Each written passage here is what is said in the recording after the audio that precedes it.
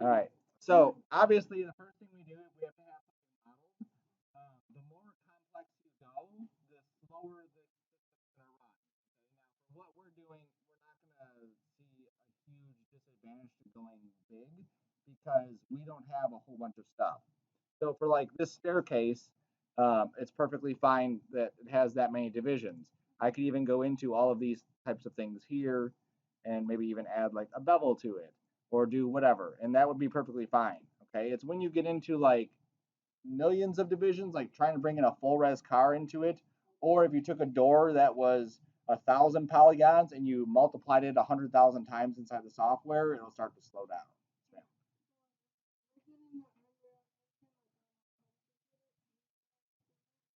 Yes, I'll get to that when we get to the Unreal part. Okay, so we have a low res model. So for this, I just modeled some stairs, but literally any polygon object you build can go into Unreal. Okay. There are some other tools that are inside here, like in Maya 2016 extension 2, there's a send to Unity and a send to Unreal. And with both of those buttons, you could use them. I'm just in the habit of using other ways to get it in, just like going into the software and importing it. Either way is acceptable. Sometimes these things don't always work correctly. There's also a game exporter. Sometimes this doesn't work correctly either. Okay, just like everything inside the software. All right, we'll get to that in a second. So let's just do something simple for now. I'm just going to take a cube, which is right here. There it is. There's a default cube, and I'm going to export this out. So game engines like FBX, that's like their favorite thing to get inside the engine. I don't need animation on this. And I need to go down to the advanced area under file format, and save this as an FBX 2014-15. Okay. If you don't do the 2014-15, it may not come into Unreal. Depending on which version Maya is updated or Unreal is updated, sometimes those things just don't go back and forth. So I'm going to call this Minikube. Okay, you may get an error or a warning message. That's no big deal. Okay. So now for Unreal, you can go to Epic Games, and you can download Unreal. And Unreal and Unity right now are both free for students, free for just playing around. When you start making money, that you have to then start paying for each of these types of things. And I think it's like $100,000 or something. Once you hit 100 grand, then you start paying. So if you hit 100 grand, then you can worry about it. So you go to Unreal and you download it. It'll bring open this thing, which is the Epic Games software package. And you'll have an area here where you'll log in.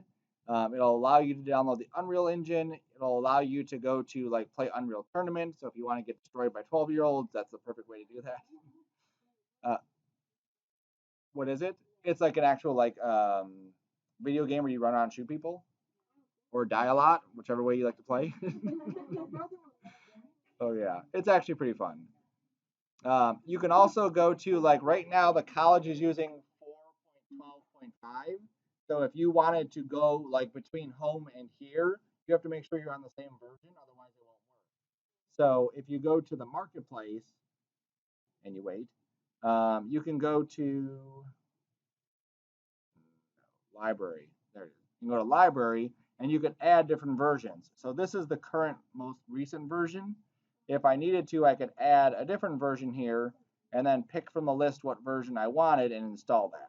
Okay, which is really nice. And then obviously make sure that you're in the right plugin when you're running it. If you get confused, just delete the ones you don't use. And then you'll launch it. This usually takes like forever. I'm going to close this one just so you can see it. I'm going to exit this and select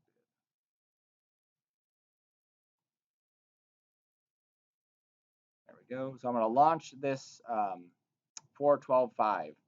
And this does take a long time when you first run it, especially on these computers here, because they really haven't been like run a lot. They are going to take maybe like 2 or 3 minutes before they come up. So it's a good time to take a bathroom break if you need to. If you do want to take anything into Unreal or Unity or whatever, and you want it textured, obviously the workflow is going to be going from Maya into Substance or wherever, and then bringing that information back into Unreal. Um, so here I'm going to make a new project, and you can pick like what kind of project you want. So the one that I was just showing is a first-person shooter, which means that I'm behind the camera, and all I see is the gun. There's flying ones, there's puzzle ones, rolling ones. Okay, lots of different things you can play with. The third-person one is kind of neat too because then you get to actually see the guy. This is where it saves your stuff. So I'm going to put this into my desktop folder, P drive 2520. Uh-huh.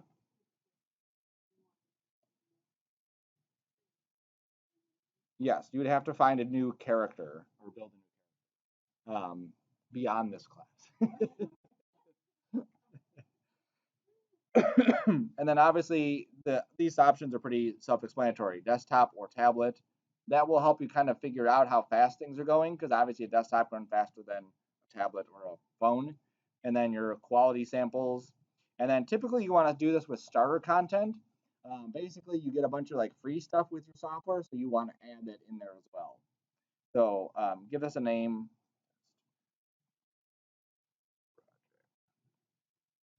Perfect. Okay, so once this gets created, then you can start adding stuff to the scene. It'll come in with just a basic environment. Your guy will be able to walk around. There's a bunch of stuff that's already set up that allows you to obviously move. And it's just a matter of what else you want to add to the scene. Usually, if you're going to build for what we're doing, if you're going to build something, you might build an environment and have your character walk around in it, right? The guy with the gun, let's say you wanted to do I'm showing off my portfolio, like Jesse did one a couple semesters ago, where he's like, I want to show off this room. He didn't want the gun in there, so you can go and remove the gun so that you can't shoot anything. So it's literally just walking around. You can also do VR stuff. One of my other students a couple semesters ago, put this program onto her phone and then was able to put it into the VR headset and actually like look around her room, which is pretty awesome. But just thinking of different ways that you can kind of present your work. Now here, this guy doesn't have a weapon, so he's just kind of like moving around. And he jumps. Okay, there he is. All right. So we hit the play button. That's how we get that to play. I need to bring something in, so I'm going to go import. And then I'm going to go find my stuff. You'll see that it automatically takes you to like your project folder. So here's my project, here's my content, and then here's a bunch of stuff. So I should put my geometry in my geometry folder just so that everything's kind of nice and organized. Geometry meshes. Especially if you decide like, hey, I want to start taking this stuff and bringing it into other computers, you want to have everything there. So I'm just going to go find my 20 mechanical.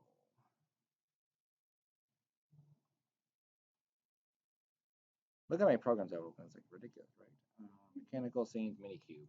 Then I remember what I called stuff. Mini cube. There it is. So I'm just going to paste that into this folder where I have meshes and import it. And then say import all.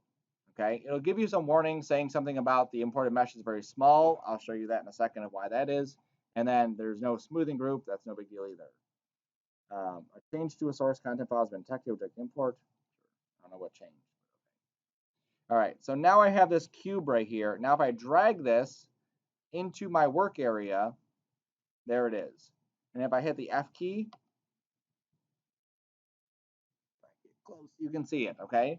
So a couple things. It does remember, like I moved it away from the origin, so it does remember that. My size was a default cube, which is super tiny. So there is if you look online, there's a conversion from like Maya units to Unreal units. Basically, you just kind of play around with it. You can figure this out. Like that's look how tiny the cube is. These stairs are actually a pretty good size.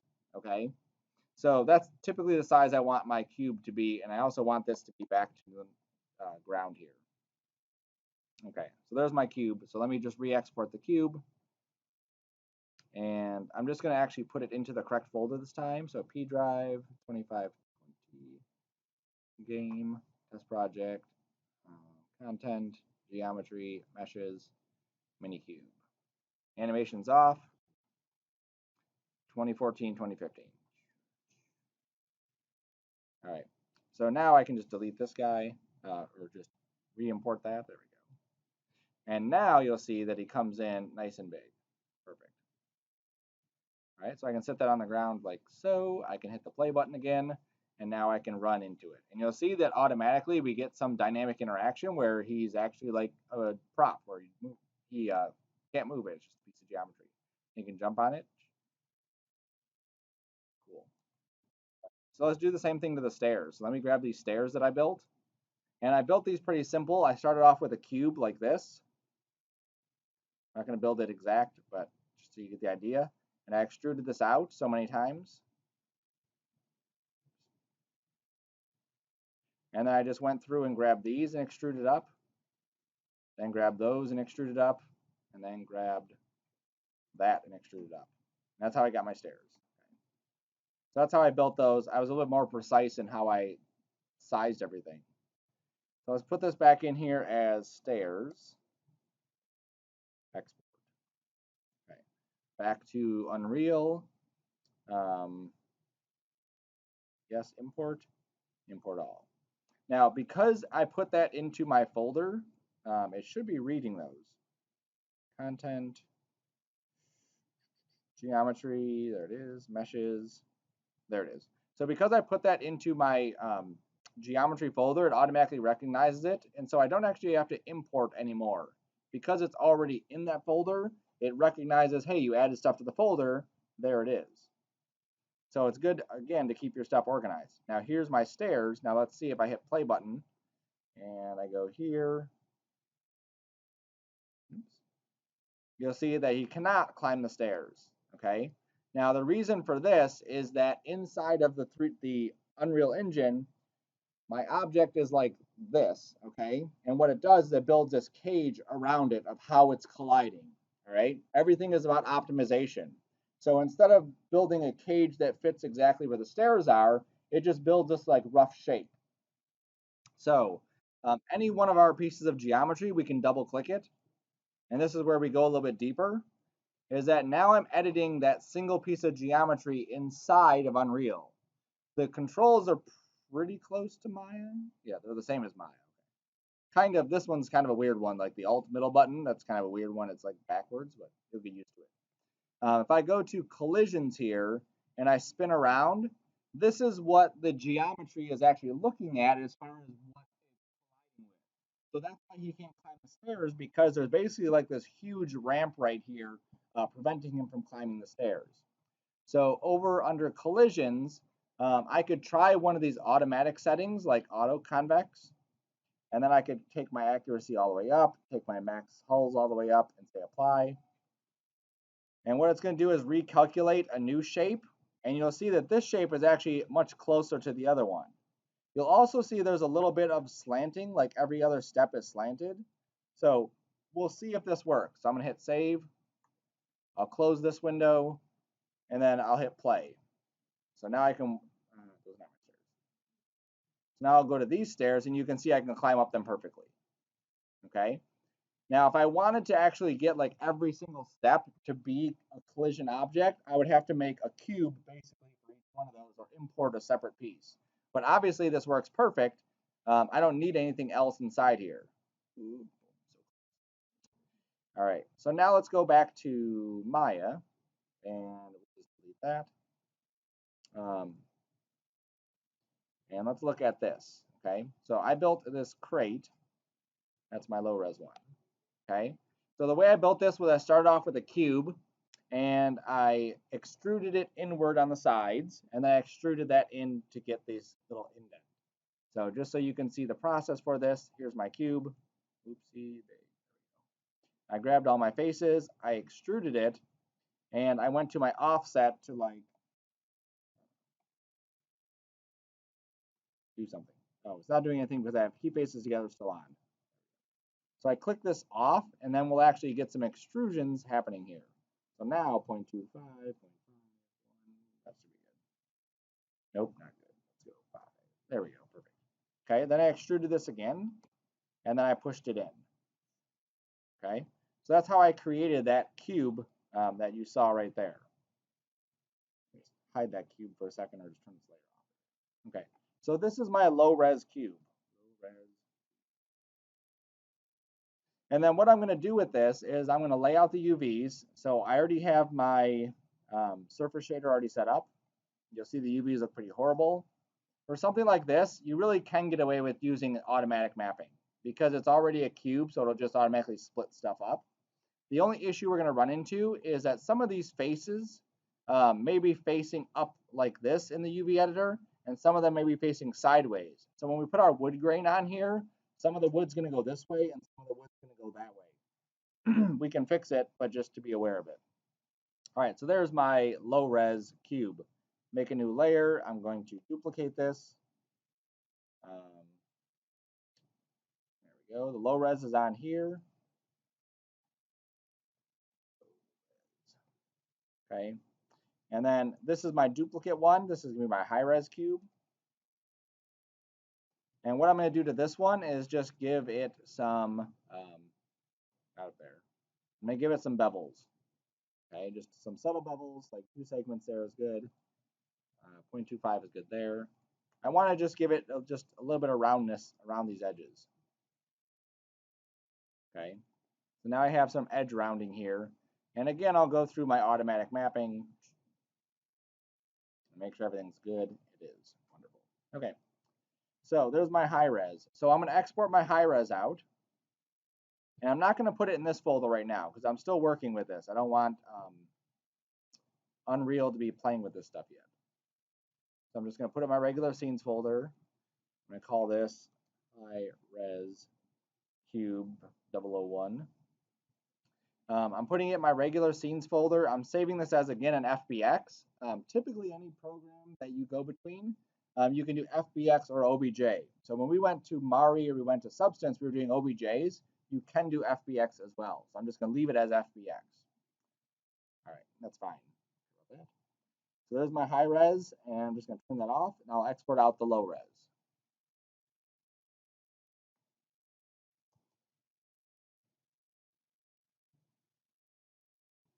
Okay, same exact settings as our other one. All right, so now I'm going to go into Substance, and let me save this one.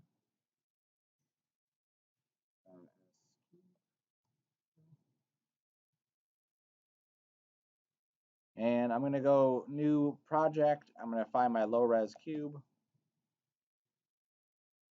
Good. DirectX is fine. 248 is good. This will be that HQ one. Cool. Okay, those are the same settings we did on our other ones. That's no big change from the other ones, from the Thor hammer and from the sword thing that I showed. I'm going to start off with creating my map. So I'm going to go to Bake Texture. So this is where we want to use that high res mesh. Okay, so we have one mesh that's low res that we will bring into the gaming engine just to keep our polygon count low. And we would have another one that's higher res that we would use to calculate some of our maps. So there's my high res. I pumped it into the Bake Texture area. I can put this up to 4096. I can go through and play with some of these.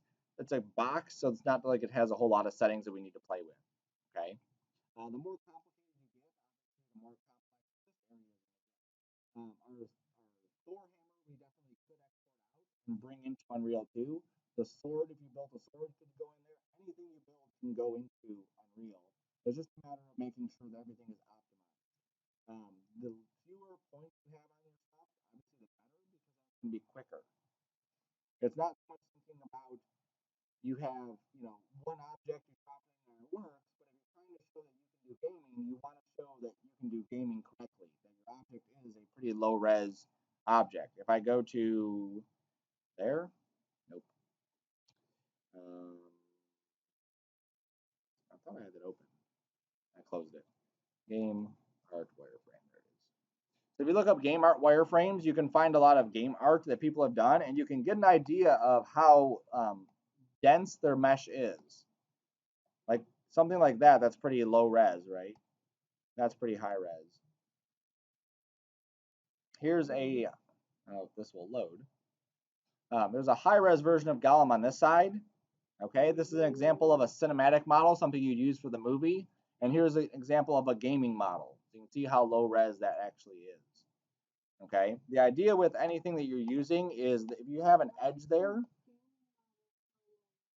why? Because game it has to be live, right? We don't have the luxury of hitting the render button and waiting for it to calculate.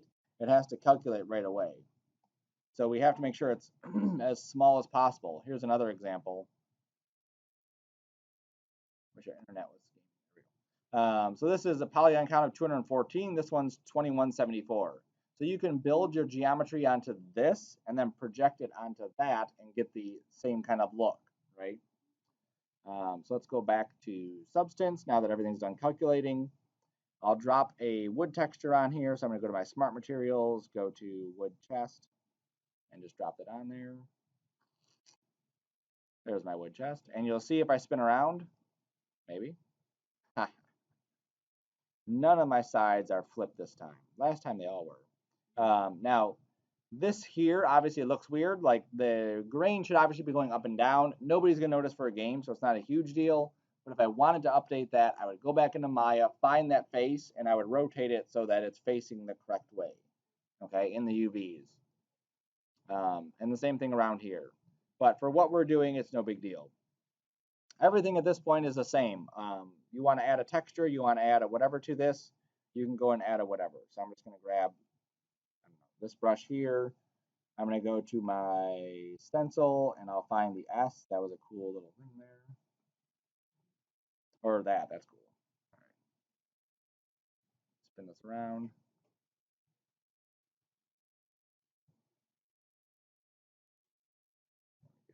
And what color am I painting this? White.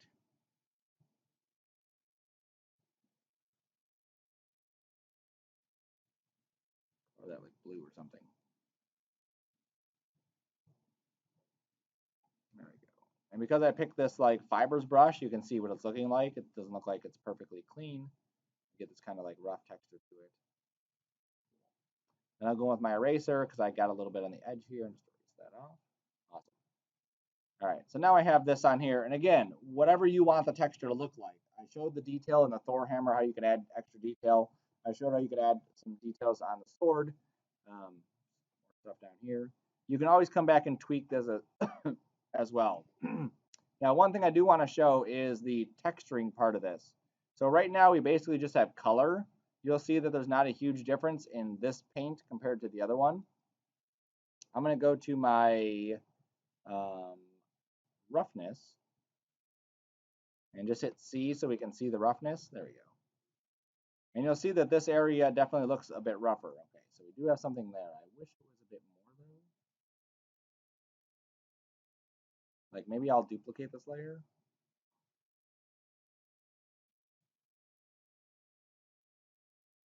There we go. It seems a bit more obvious. Then let's go back to our material. I really want to see, there you go. You can really see the shine on that paint of where that label is compared to the wood, okay? And just to make it really obvious, just on the bottom or the top, see it really good. I'm going to grab a brush. I'm going to go to a brand new layer. I did copy it, but I just want to have a separate stroke. Regular brush, stencils off.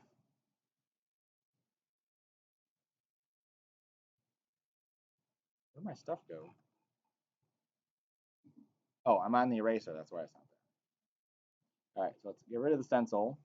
I'm going to take the roughness like way up or way down. There we go. And take the metallic way up. And now as I paint this, you can definitely see a difference, right? Pretty obvious. Okay. All right, so now we need to export the textures out. So export textures. I'm going to send this over to my desktop P drive 2520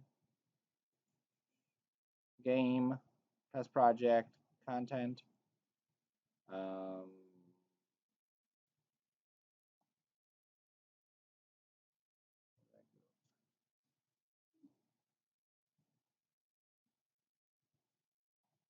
I'm just going to throw it into geometry and I'll make a textures folder. There we go. Okay, so I'm just going to export it into that folder there. Again, I can play with the size of this. Literally every single thing you have to consider. So even the size of your textures can play a huge role in how fast your stuff goes. Again, for what we're doing, not a huge deal. But you obviously want to have the lowest resolution that you can have. So it's saying 7 items to change. Would you like to import? Yes, I would like to import. So now if I go back to geometry, I should have a textures folder, which I do. Um, yep, that's fine, that's fine. Okay. And then inside my textures folder are all those textures. So what I need to do now is import my cube. Okay, so I'm going to go to my scenes folder and find my low res my low res cube. And I'm going to put it into that geometry folder. This is why it helps to have several windows open on your other screen so you can actually see everything. Game, test project, content, geometry, meshes. Here is my low res cube. Okay. Yeah. I will import. Yes. Import all. Okay. Clear the error. Close this. Perfect. Okay. So now inside my geometry, here is my low res cube. I drop it into the scene. It's a pretty good size. Okay. If I needed to resize it, I could actually resize it on import, or when I double click this, I can resize it inside there as well. Over here on the right, I can choose a material. So right now it's actually reading that it had a surface shader attached to it. We don't have that surface shader.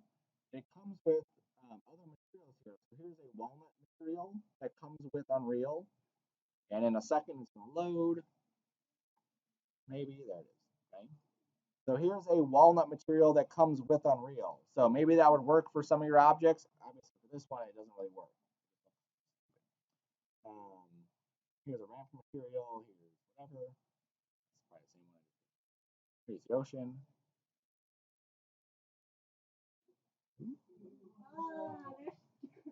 Yeah, it's trippy. All right, we need to make our own though, okay? So I'm going to right click and make a new material. Huh?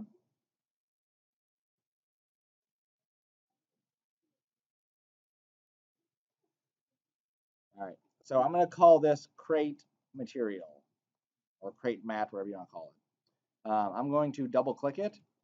And just like it opened up this new window for the stairs when I was playing with the collision field, it opened up a brand new window for this. So here is my crate material. Okay, so these names may sound familiar because they're pretty much the same names of things that we just created. So if I shrink this down for a second and I go to my geometry and I go to my textures, here are all the textures that I just created inside of Substance. So I'm going to drag these into this window. Make that bigger. Okay. So looking at these, let's just scoot these kind of off to the side so we can see what they are. Some of these we will not use, some of these we will use. Okay. So I'm going to click on this one and then look at the name down here. So the name says base color. So what should I connect this to? Base color. Perfect. Okay. So we click on this top one, which is the output, and we just drag it to what its name is, base color. And when we do that, you'll see this thing update. There's the base color. Okay. So we click on this one, and this one says normal, but this one's blank. You'll see that's just like solid blue. We're not actually going to use that one. This one we are going to use. This one is the normal. So which one will this go to? Normal. That's good so far. This one is the height map, which is like a bump map. We already have the bump with this, so we don't really need that. A lot of these you would use as an additional thing. Like I may bring my height map and my diffuse together inside of Photoshop and add some extra coloration or some extra modifications to it. But for this, we don't need to. This one is our roughness. So which one's this going to go to? Roughness. See? This is ambient occlusion. Again, not any one we need to use for this specific assignment. This is metallic, and you guessed it, metallic. So close. We save this. We wait a minute. Close that. And then all we have to do is go back to our geometry And then we just drag this cube crate material right on top of that. So just like we would do like inside Cinema, and look at, there it is, the same exact material that we built like 2 seconds ago. And now when we hit play, there he is. We can walk around it. It is a tiny box. Let's make it bigger. Let's double click our crate, our low res cube. And if we come over, here to our settings, there it is. Here's uniform scale. So if I make this 5 and then I say save, and I close, delete it and re-add it in. I should have updated. We can update it inside the viewport anyway. We hit R just like Maya's, and then we can make it bigger. Cool. And if we want to duplicate it, we hold Alt, and then we can drag another one. Alt and drag the arrow.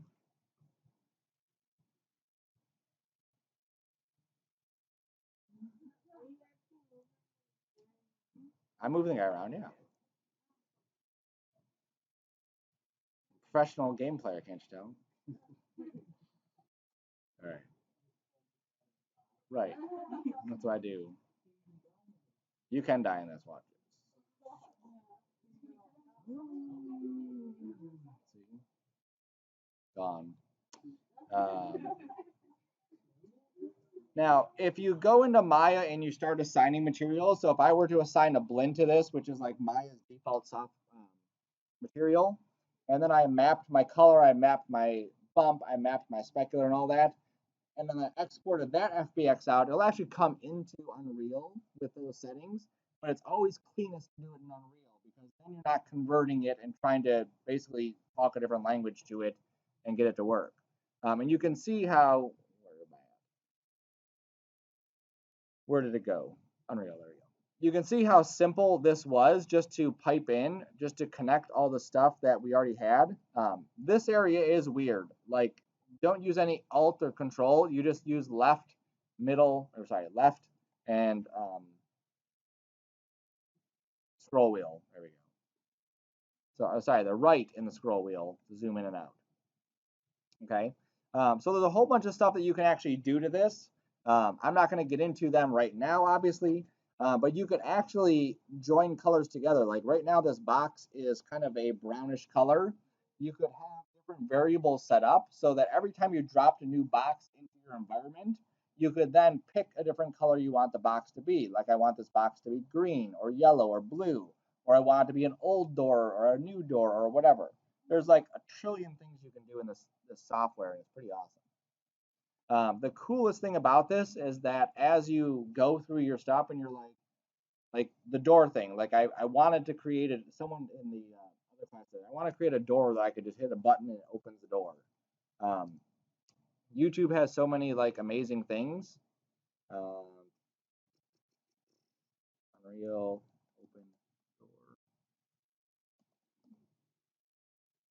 And open doors with keys. So this wasn't the exact one. This was a different one. This one was actually pretty cool too because they show you how you can have your character go out. They go to the end here. It looks complicated, but it's as long as you follow their instructions, it's really simple. There you go. So he's showing like you walk by this door and then you can get. Well, he didn't open the other side. Yeah. But you can go through this and like within 12 minutes, literally, you would have the ability to open up the door. There's a collision box here. It's figuring out where he's at.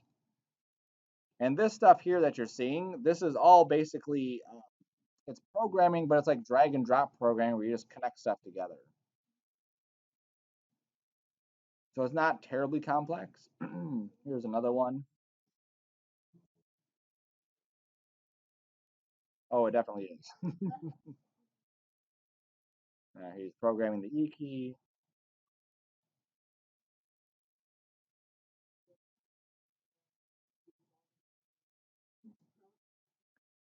And then there you go. He goes by the door. He hits a button. Uh-oh. but then the door would open. Okay, so there's lots of different things.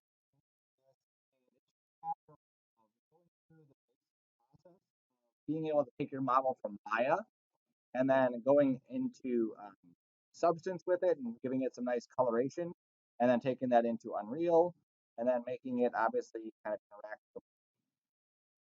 interactive, and obviously making sure your stuff is at the right size. So what I want you to do is I want you to, once you're done with the Thor hammer thing, is to go through and build a couple assets, put them in a game, and the sucky thing is there's no, as far as I found so far, there's no way to, you can't record this, right? Like you can make this a game, I can play it, but it's like this much stuff in the game. I'm not going to put that. So what I want you to do is take a screenshot. So if you hit Alt and then print screen, you can go to Photoshop and just paste that into a new document. And then I'll be able to get that showing right side there. Or you can call me over so I can see it. That way works too. Uh, and then if you want to, just so you can see it, there is a file, build game, package project, build configurations. You can tell it what you want here, and then you can say go package it. And it'll actually build this thing where you can double click and someone can open your game and you can actually start playing your game. That's what it does. I've never done it, but you could. So that's what the one that put it on their VR, that's what they did. Yeah. And there's a whole bunch of stuff here, like all this the software that you could also play with. Like we're getting realistic reflections because we have this map right here. There's sound effects. You can actually have like when your guy walks into an area, sound will play. You can have explosions. Um, that's my favorite part about any software on Um, double clicked it. I think it did. There's just one option you have to set, which is tell it to be physical, like be a physical object. And then when you shoot the gun at it, it'll actually interact with it. And then you can play with the mask to control how interactive it is. There we go. Okay, so I'll hit play again. All right, so you can see I shoot these boxes with moves, same thing here, and the same thing there. Okay. So if I click on this object and I hit F to frame it, so I can get closer, way over here, there's this simulate physics. So if that's off, you'll see that it doesn't move. I can still jump on it if I was. I just have to say simulate physics, and then I can tell it to have a specific mass. Right now it's 100. I don't know what that's going to do. Find out. Oh, super light. Let's do 5,000. I won't be able to do anything with it. It'll just be like it was with the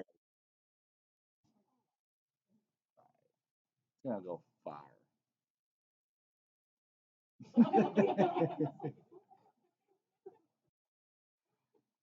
Sweet. Why aren't you on the ground anymore? Yeah. There's also snapping things here. So if you're trying to move something very specific, it does have auto snap on, so you may need to adjust your settings. The default I think is at 1. So you may want to tweak that also. It's not snapping right now, apparently. It was. Also, you have this build option. So when you put your object here, you may want to build your lighting and stuff. And what this does, it goes through and it tries to figure out, yes, it tries to figure out like what lighting in the scene will not move, and it actually like converts all the objects textures to like baked in lighting. So like these shadows here are locked into that floor, so they never change. Perfect. Now you can still add stuff on top of it. It just makes the system run faster. So sometimes you'll get these like weird lines along the edges where the shadows and light just aren't working correctly. You build the light again and then it works fine. But this process you can see is taking a while, so just hit cancel. You can also see the quality of this barrel right here compared to something that had more definition in it. Obviously, if I wanted this to be more round, I would definitely need to make sure that in the software it's a bit more round. That's why it's good to start off in this right there. In this phase here, and maybe just export your model out, bring it in, see what it looks like before you go any further with it. Okay. All right. So that's that. A whole bunch of other stuff you could play with like literally forever. Save that. There's also like different lights that are inside here, so you can actually add a light into your scene if you needed to. Here's a point light. Here's a cube.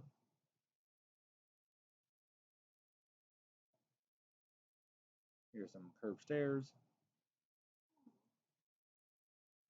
Yeah. Especially if you need to get help up here. I couldn't get up here, so that's why I built the stairs. It has it here, right? But obviously for our assignment, we want to build it in Maya. Okay, so there are some things here that you can use, and that comes with the starter kit. There's even like landscapes. There's even some painting things you can do, and some um, foliage stuff that you can also add into the scene. I don't think I've ever done that. Have I done that? I don't think so. No, I've never done that. So just more stuff you can play with. And yes, you can do like if you look up Unreal scenes.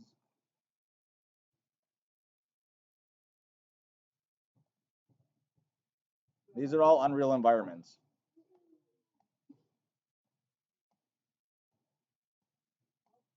right? So if game art is something you want to do, this is an area that you have to start playing with.